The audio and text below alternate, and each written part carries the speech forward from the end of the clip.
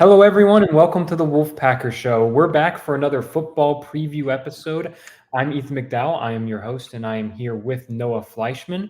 So far, on the Wolfpacker.com's YouTube channel, we have previewed NC State's quarterbacks, running backs, and wide receivers. Today, we're going to talk all about the tight end room, a exciting room with a couple notable new faces that we're going to talk a lot about today, and a couple of returning players who we're looking to see a jump from in 2024. We're going to break down the two deep for NC State's kind of two-pronged tight end room. But before we do that, a quick housekeeping note. We're both writers for the Wolfpacker.com. That is NC State's site on the On3 network, the fastest growing college football and basketball and recruiting network out there. And right now it is only $1 to get premium access to the Wolfpacker.com. That gets you access to our message board, premium recruiting scoop, team analysis, a deeper look into all the intel that we're going to discuss on today's show and beyond. It's an exciting time to be a member of that site with everything going on with recruiting and all of the folks we've gotten to talk to for to preview this football season. We've sat down with Dave Dorn and Robert and I and Tony Gibson and other staff members who have given us a window into how this summer and this offseason overall is going for NC State. So go check it out. All of that info is on the Wolfpacker.com right now for $1. So go check it out and let us know when you're there on our message board. All right, Noah, let's talk about NC State's tight end room. We like to start all of these preview shows by kind of detailing who arrived and who has departed from the room. Notable arrival is Justin Joly for sure. Transfer from UConn. We're going to dive into kind of what he brings to the team first. But before we really dive into his skill set, why we have high expectations for him, can you break down who left NC State's tight end room? Yeah, I mean, Trent Penix obviously was a, stalwart of the tight end room for the last few years. He's gone, graduated, working out for NFL teams, working his way, trying to earn a spot on NFL roster. And then the Seabro twins, Fred and Sed, both transferred as well on top of that. So opened up a few spots in this room, and NC State brought in a couple guys to kind of replace it. Yeah, and Christopher Tootle also transferred out. Correct. I forget where he ended up. I believe was it a MAC school? I want to say it was Eastern Michigan with Or Western governments Michigan. or Western Michigan. It was one of the directional Directional Michigan. Michigan schools. Shout out to Christopher, one of the nicest guys I've ever interviewed at the Wolfpacker. But yeah, so a lot of overhaul. They can really completely flip the room. So we're going to break down the two deep in two ways. Oh, and I guess I should mention, in addition to Jolie as an incoming guy, they also brought in Dante Daniels, someone that we expect to play a big role this year in the inline position. But Robert and I is the NC State's inside receivers coach that encompasses, tight ends and, slot receivers. So Kevin Concepcion and Jonathan Paler, right? So we're going to break down the tight end group sort of in the two-pronged approach. We're going to talk about the flex Y position. That's, the slot receiver where you saw guys like Juice Farine or even like a Porter Rooks or a Julian Gray play last season. That role is usually in Coach and I's offense. It's usually for a big mismatch type tight end, wide receiver hybrid. And then, of course, there's the traditional inline tight end. Sometimes it also looks like an H-back in Robert and I's system. But we're going to break down separate two deeps, even though there's going to be some overlap there as well, where you will see Justin Joly line up in the inline spot. You could see Dante Daniels line up in the slot. So keep that in mind as we go through the two deep here, but they list the positions separate on their official depth chart, so we're going to discuss them separately. Let's start with the flex Y position. Noah, give us a rundown on Justin Joly. What does he bring to the Wolfpack tight end room, and why was he such a huge transfer portal addition for the Pack? He's one of the more dynamic tight ends in the portal when you look at what he can do at UConn. Obviously, was the top ranked tight end available when NC State picked him up in the On3 industry rankings. He's 6'3", 232, 56 receptions, 578 yards, and 2 touchdowns last year at UConn, who was a struggling team. Played against NC State as well to open the season a year ago up there in Connecticut. But overall, he's a really good player. He has found ways to get the ball, can receive, can block as well, as we mentioned. We'll probably see him at times line up just as a regular tight end and block a little bit. But He's more of a pass catching tight end, gets down the field, can catch a lot of balls. He's a guy that I think can change games for this team in that flex Y slot kind of position. Um, this is a guy that's probably going to lead close to leading the team in tight end and touchdown receptions maybe this year, just the way that they can use him, especially in the red zone, a big body that can get downfield. So he's definitely the kind of guy that Robert and I likes to use in this spot. They Yeah. did it at Syracuse with the Rondé Gadsden, kind of a similar build. And as he said earlier this month, Ethan, he's trying to prove the tight end room is back, and Justin Jolie is probably be the reason why they can do that. Yeah, and we were fortunate to talk to Justin earlier this week, and he has a big chip on his shoulder this season. He's very motivated to bring tight end excellence back to NC State. That's something that is clearly driving him this season. I asked him if he had any personal goals, and he was like, "No, not really personal goals. He just wants to help that position group alongside Dante, alongside Juice, alongside Reed Mitchell become return to the standard of excellence that Coach and I kind of expects from that group, right? Because he has you mentioned Rondé Gadsden at Syracuse, who he was first team All ACC in 2022. The year before that, he had an All ACC first team tight end at UVA as well. So he is used to we talked on last week's show about the wide receiver room and how Coach and I will take wide receivers with unique skill sets and make the most out of their abilities. It's the same with tight ends. And when you have a mismatch like Justin Jolie, who, like you said, 6'3", who and can move, like he is someone that UConn would put him in short passing scenarios and let him rack up huge yards after the catch. And he's someone you can just throw too deep and let him go up and make a play. Like he is an extremely versatile tight end that you have to figure is exactly what Robert and I is looking for out of that position group, right? So, I'll go ahead and later this month, no, we'll be in Charlotte for ACC kickoff, and every year we submit a preseason All ACC ballot. My vote's going to Justin Jolie for preseason All ACC tight end. I think he is. I think there's just too much proven production of what Anai does with tight ends and what Justin has already done at the college level. So my expectations for him are super, super high going into next year, and we both fully expect him to start in that flex Y spot. At the inline spot, it depends what formation they come out in. You could see Jolie starting in, the inline spot on the first play against Western Carolina. But if they're both on the field at the same time, both tight end spots, I fully expect Dante Daniels to hold down the starting position there. He's someone that NC State brought in the 2024 class out of junior college. He's a Canadian tight end. He was the number 3 JUCO tight end in the country, and to put it simply, he's huge. He is listed right now on NC State's roster at 6'6", 267 pounds. That is a offensive tackle build, right? So he's going to be able to come in and provide some instant blocking help. That's something that NC State really needed a boost from at the inline tight end spot last year. They struggled in that department at times, having to bring in like Isaiah Shirley from the defensive line into the tight end room to help with blocking.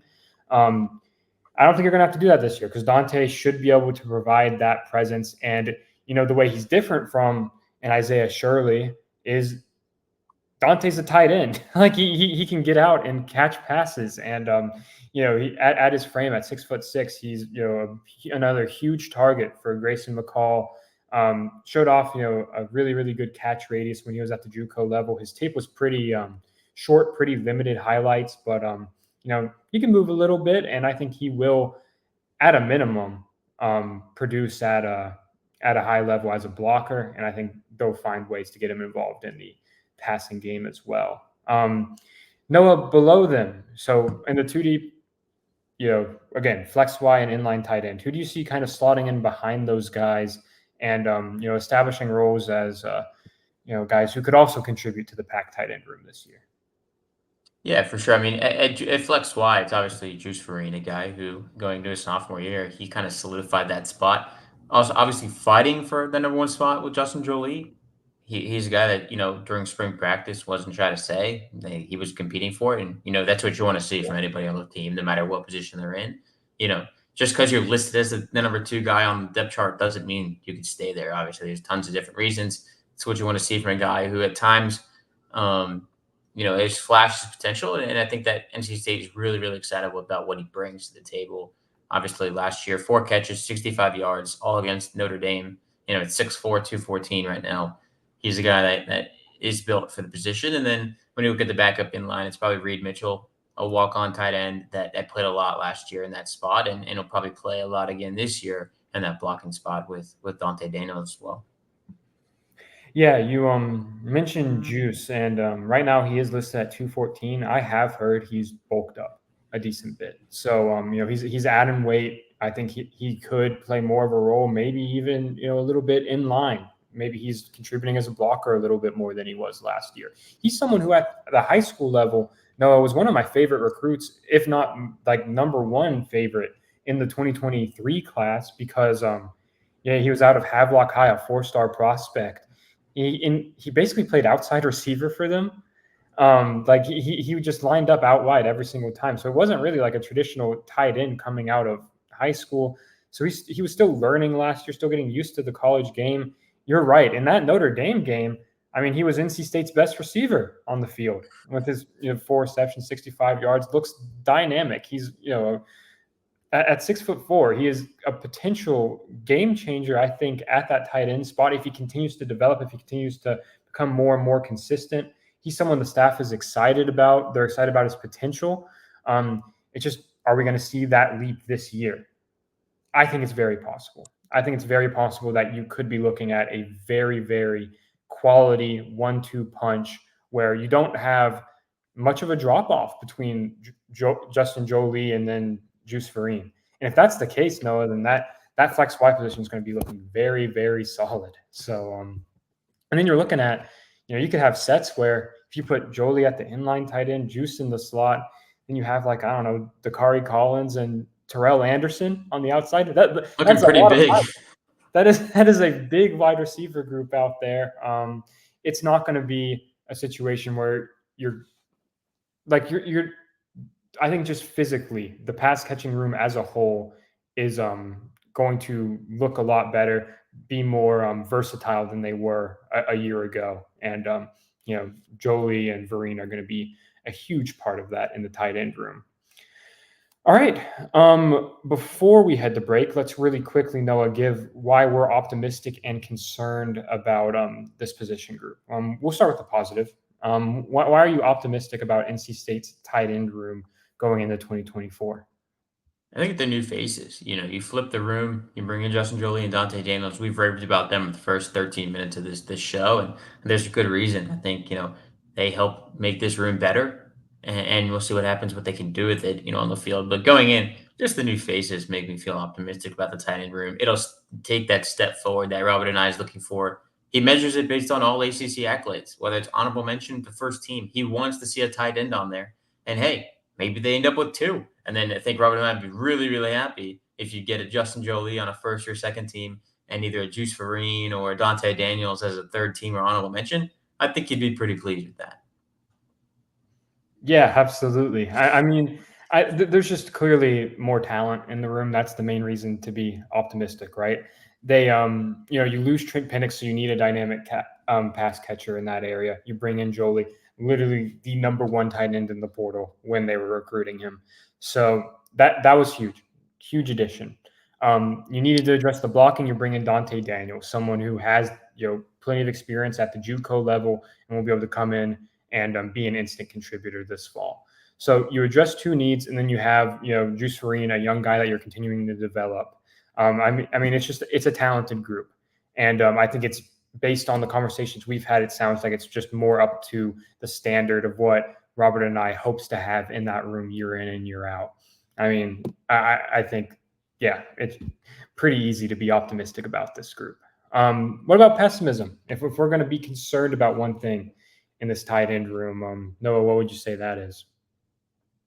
It's part of it's just they're not proven at the ACC level. I Yeah. mean, these 4 guys are all talented, but none have really proven consistent production at this level. And obviously, the ACC is a good league. It's going to be really good this year with different teams. NC State will have to play at Clemson, week 4. You look at against Tennessee in week 2. It's going to be quick to see what this room can do, as long with every room, but especially a room like this that they revamped, got to rebuild. Just guys that haven't been proven yet at this Power 5 level. You bring up a good point where I'd say even the more unproven groups on the roster, we at least have some sort of way to gauge how their previous production is going to translate to NC State.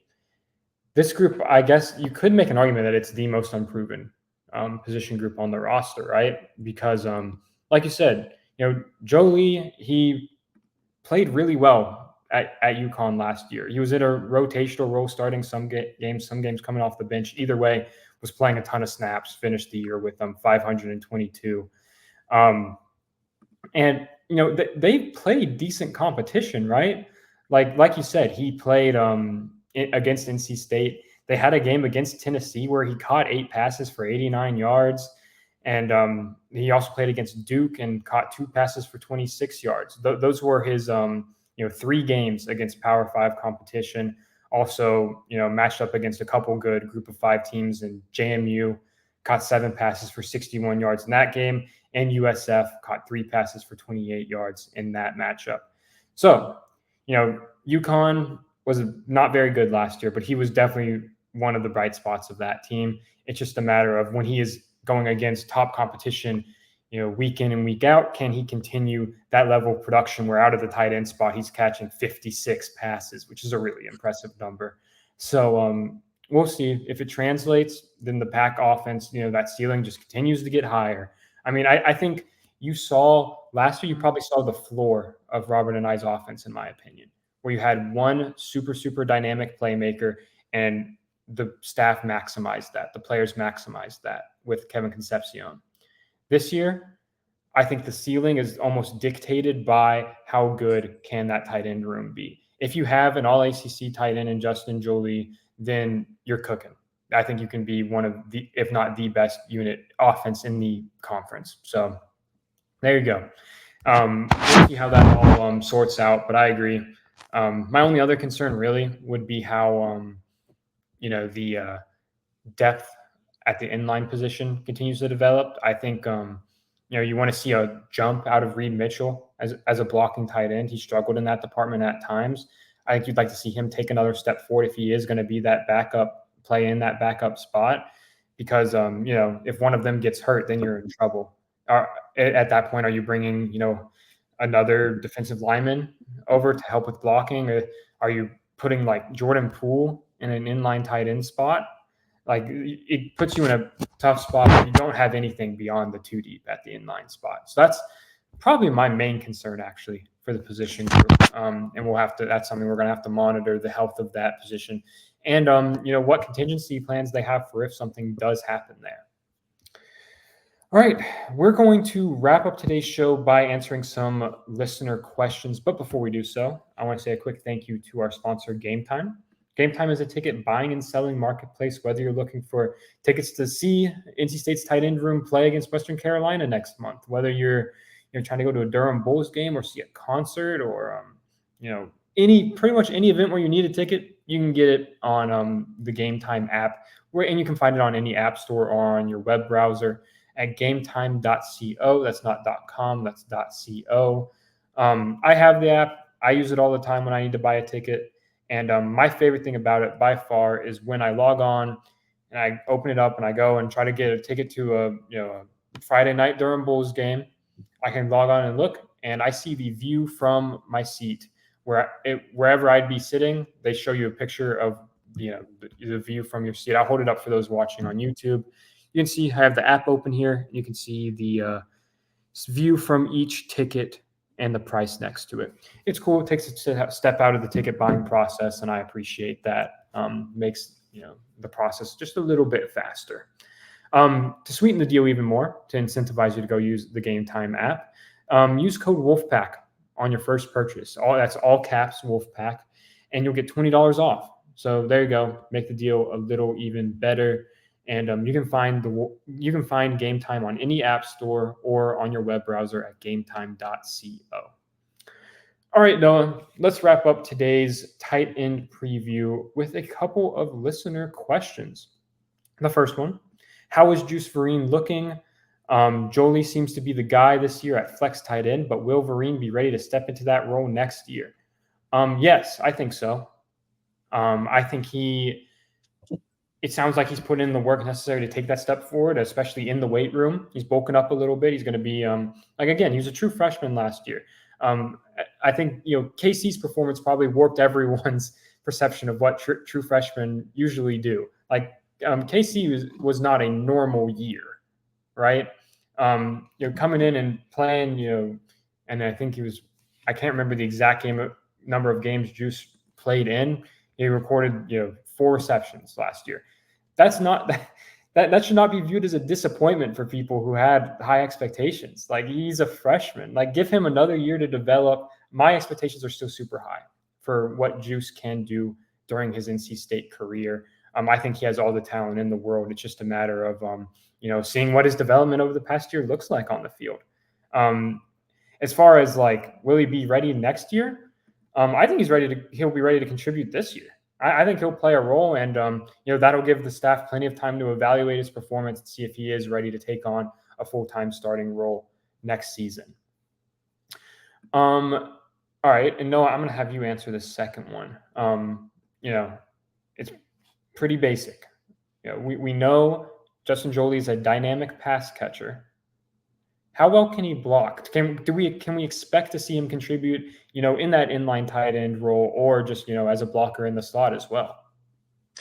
He's built to be able to do it. I mean, you just look at his frame. We've already talked about it. He's a big guy. I mean, he's not as big as Dante Daniels, obviously, but he's a guy that's pretty big and can block pretty well. I mean, when you look up at his numbers, they're all right. They're nothing flashy about it, but at Tennessee, he put up his best blocking game of the year according to PFF, the 71, which is good to see. I mean, he only played a few snaps in pass blocking. He played 12 snaps in run blocking, but overall, I think that's something that's good to see.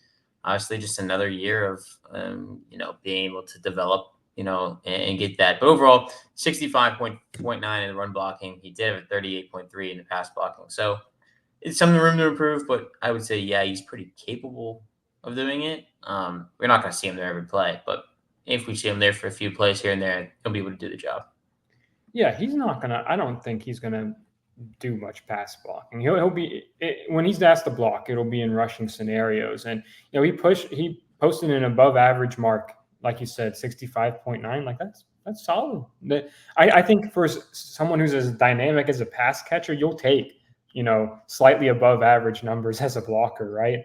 And in the spring game, I thought he really attacked that part of the game. I thought he was a very physical blocker and opened some stuff up for NC State's other playmakers. So I think that's a very quick way to endear yourself to NC State staff. And I think he is definitely willing to embrace that role. I don't think he considers himself just a receiver. I think he considers himself a true tight end. And there's a reason that with a great season, I think you could end up hearing NFL draft buzz for Jolie, because I think he does have the skill set, the capabilities to be a true complete tight end. And we talked about his Pro Football Focus grade. His last 2 games of the year, he posted his 2 best run blocking marks. So he did commit 3 penalties last year. So that's something to also keep an eye on in that category. But I don't think it's a matter of you have to be concerned if you see him lined up in the inline position. I think he'll embrace that part of the game as well. All right, folks. Well, thank you all for tuning in to our tight end preview. We'll be back later this week to talk about NC State's offensive line. Very interesting unit that I think is going to help dictate the success of this team in a big, big way, depending on how certain guys develop and take on new roles, how transfers fit in, so on and so forth. So lots to talk about in that episode. And Noah, any closing thoughts on it's the tight end room? What's your just overall expectations for the room in 2024? Yeah, I think they'll take a step forward, and I think that this is a room that is going to be improved, and we'll see it probably in the first 4 weeks. It's when it's going to be most noticeable. I mean, obviously, Western Carolina, they got Tennessee and Clemson right after, within a 3 week span. So we'll see, but I think it'll be much improved from what it was a year ago.